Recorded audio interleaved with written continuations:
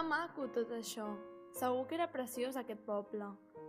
Guaita, penso que aquella era la casa de Jesús Moncada. Pip, que encara no saps de què parlem? Sí, home, sí! En aquest petit muntatge et farem 5 cèntims de la sortida maquinensa que vam fer amb l'escola.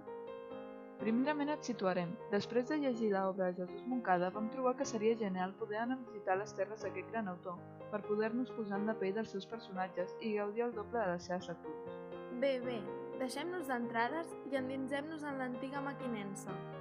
Em sembla genial. Una de les coses que més em va agradar va ser poder situar en les ruïnes del poble molts dels llocs on transcorrien els contes de Montcada. No era gens difícil imaginar en Florenci empenyant carrer amunt el barril de sabó moll. Ja ho pots ben dir, i tot per arribar a la botiga de l'Adelaida. A l'altra banda es trobava el carrer Major.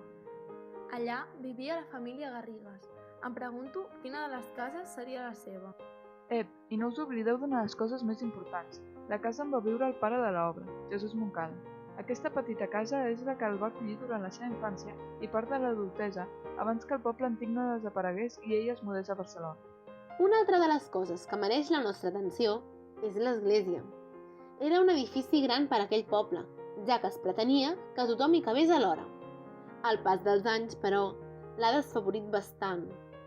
Sí, per això s'han posat alguns vinils que ens mostren com era l'edifici en aquells temps, i amb ajuda dels quals podem imaginar en Miquel donant condol a tots els enterraments.